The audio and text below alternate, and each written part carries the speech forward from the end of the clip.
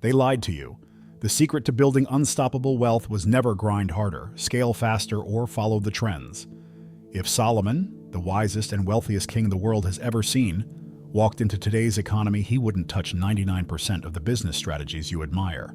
He would laugh at the hustle culture, and then quietly build a Christian business so powerful that even Fortune 500 CEOs would scratch their heads wondering, how did he do it? You see, Solomon's approach wasn't just ancient, it was prophetic. He operated by kingdom principles that don't expire with time. And the truth is, if you're running your business without God's blueprint, you're leaving divine money, favor, and generational impact on the table. In this journey, you're about to discover the only strategy Solomon would use today, and why ignoring it could be the biggest mistake of your financial life. Ready to flip the script and finally align your Christian business with the favor that never runs dry? Then let's dive in. The unnegotiable principle. Start by seeking wisdom, not profit. While most entrepreneurs today scramble for profits, Solomon would have flipped the game on its head. He knew, and proved, that wisdom is the only foundation sturdy enough to support a thriving Christian business. Proverbs 4:7 says, "Wisdom is the principal thing, therefore get wisdom. Without wisdom, even mountains of money can crumble overnight." In a godly business, profit is a byproduct, not the main pursuit. Imagine if before launching a product, building a brand, or investing in real estate, people first prayed, fasted, and studied the wisdom of Proverbs and Ecclesiastes. Crazy, right? But that's exactly what Solomon would have done. And he became the wealthiest man alive without ever pitching a venture capitalist. Today, this would look like a Christian business owner spending as much time in study and prayer as in market research. Practically speaking, someone building a godly business today might start each quarter with a wisdom retreat, a full day of disconnecting from the world to seek God's direction. Solomon would advise them to meditate on scriptures like James 1:5. "If any of you lacks wisdom, let him ask of God." Instead of rushing into trends, they would wait on divine downloads, trusting that heaven's insight outperforms human algorithms. And this foundation of wisdom isn't a one-time event, it's a lifestyle. Solomon's strategy would keep you humble, alert, and tuned into the voice that knows where the real treasures are hidden. Now, if wisdom is the cornerstone, where exactly would Solomon plant his first seeds? Building a godly business. Plant where God sends, not where the market points. In a world obsessed with trends and market gaps, Solomon would have made his moves based on divine instruction, not market noise. The idea of following the money would have sounded foolish to him.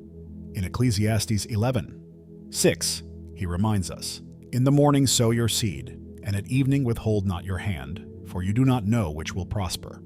A true Christian business plants seeds where God says, even if the soil looks dry to human eyes.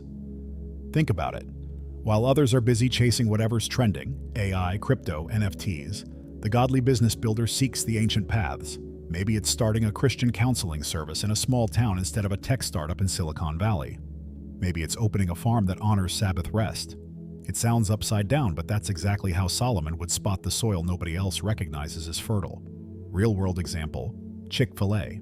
They decided to stay closed on Sundays. Completely illogical by worldly business standards. And yet they outperform competitors who are open 7 days a week. That's what happens when you plant where God points, not where the market shouts. Solomon would nod in approval, quoting Psalm 1:3 about trees planted by streams of water, bearing fruit in season. And here's the kicker. Planting in God's direction often looks foolish until the harvest comes. So the real question isn't, where's the market hot? The real question is, where is God calling me to sow? Because Solomon knew, obedience beats opportunity every single time. Now, once the seed is in the ground, how would Solomon protect and multiply what's growing? Smart diversification. Solomon's method to multiply wealth without losing faith. Diversification wasn't just a Wall Street buzzword for Solomon, it was a spiritual strategy. Ecclesiastes 11:2 says, "Give a portion to 7, or even to 8, for you know not what disaster may happen on earth." In Christian business, Solomon would never put all his eggs in one basket, not out of fear, but out of wisdom, because true stewardship means preparing for unseen seasons while trusting God with the outcomes. In today's terms, this would look like a godly business owner spreading investments across real estate, agriculture, ethical stocks, and kingdom-driven startups. Instead of chasing the next big thing, they would build a portfolio that honors God's principle of sustainability. Investing in Christian education initiatives, organic farming, or even Christian media platforms could all be part of Solomon's modern blueprint. But here's the catch.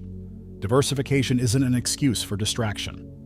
Solomon would advise staying laser-focused within a calling, just wisely branching out under that umbrella. For example, if your Christian business is in publishing, don't just sell books.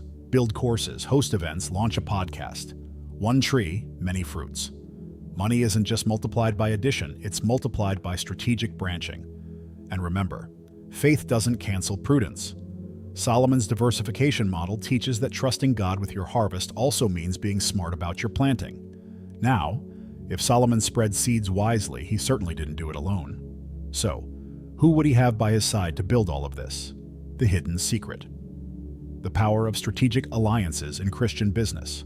Solomon understood something many entrepreneurs still miss. Partnerships can make or break a vision. 1 Kings 5 shows Solomon forming an alliance with King Hiram of Tyre to supply timber for the temple, a project far bigger than Solomon could build alone. In godly business, choosing the right allies isn't optional. It's mission critical. Kingdom partnerships aren't just about money, they're about shared vision, values, and divine alignment. In today's world, that might mean teaming up with Christian mentors, God-fearing investors, or faith-based nonprofits to amplify impact. It's not about getting bigger faster. It's about staying faithful longer. Imagine building a Christian business and partnering with a kingdom-focused marketing agency instead of a flashy firm that doesn't align with your values. That's the kind of decision Solomon would cheer for. But be warned, not every open hand is a God-sent ally. Solomon's wisdom teaches that strategic alliances require discernment. Proverbs 13:20 reminds us, "Whoever walks with the wise becomes wise, but the companion of fools will suffer harm." Align yourself with partners who point you closer to God, not closer to compromise. Your money, your mission, and your longevity depend on it. And the beauty? When alliances are God-ordained, the results multiply supernaturally.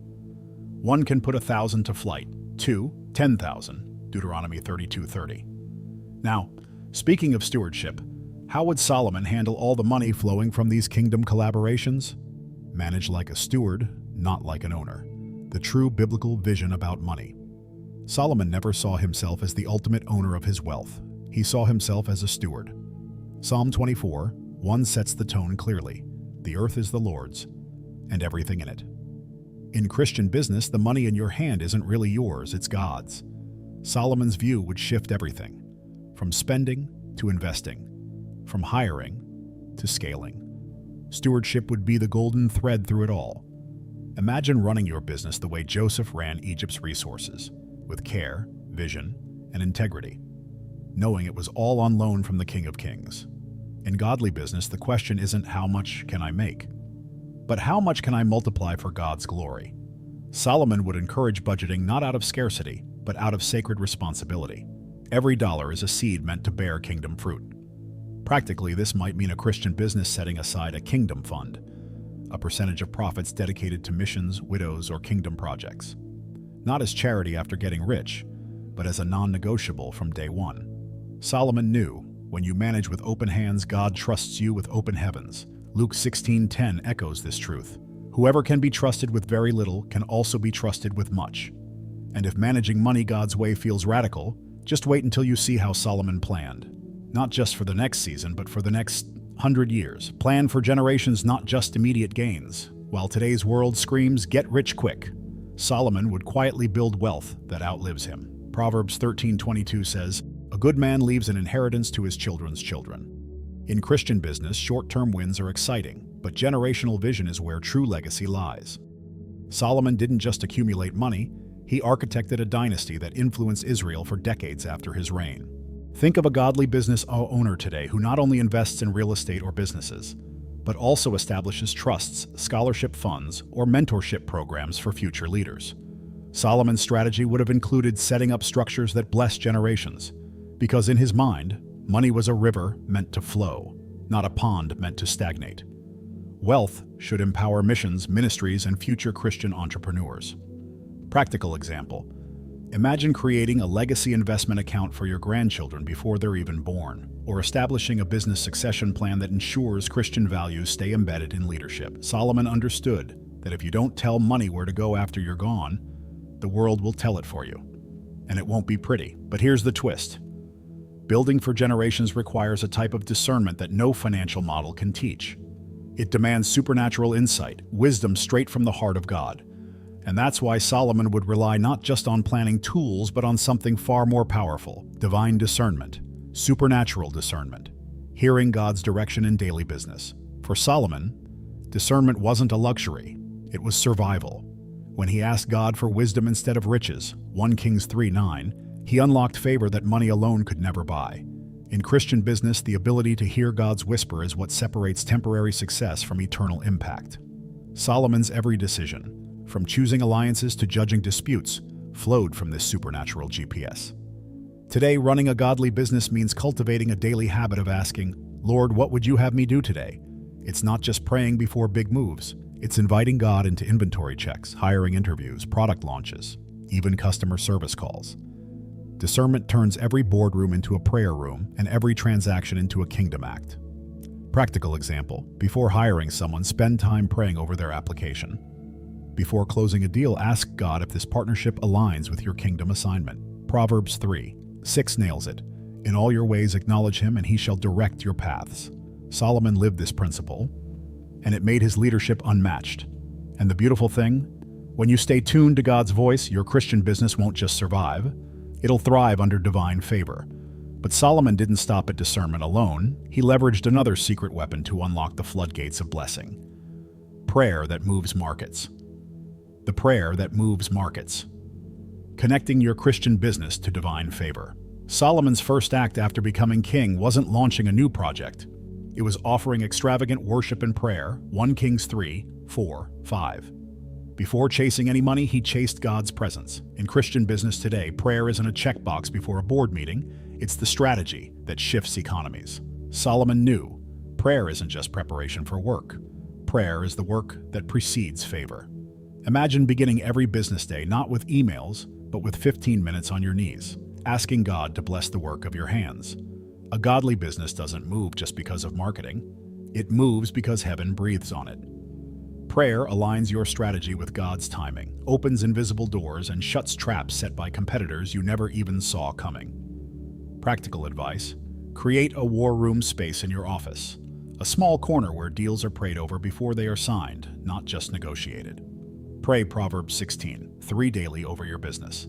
Commit your work to the Lord, and your plans will be established. Solomon didn't gain favor because he was clever. He gained it because he was connected. And here's the thrilling part. Once you learn to merge relentless prayer with excellent planning, you'll realize why Solomon didn't need to chase opportunities. Opportunities chased him. So, if all these principles stirred your heart, it's time to seal this with a prayer designed for modern-day kingdom builders. Now that you've seen the only strategy Solomon would use today, the real question is, what will you do about it? Will you keep chasing trends, scrambling for profits, and hoping something finally works? Or will you dare to build the kind of Christian business that heaven itself would approve of, rooted in wisdom, stewardship, discernment, and supernatural favor? Imagine where your life, your family, and your legacy could be 1 year from now if you decided today to stop following the crowd and start following the blueprint of the wisest man who ever lived. What would change if you stopped chasing money and started building alongside God? Write in the comments, "I want Solomon's wisdom in my business." And watch how this powerful declaration will change the course of your business and finances starting today. If this message stirred something deep inside you, consider supporting our ministry through the link in the description. It helps us continue bringing kingdom strategies to entrepreneurs like you. And don't forget to subscribe to the channel and turn on notifications, so you never miss a step on this journey of building the business God dreamed for you. Let's keep growing together.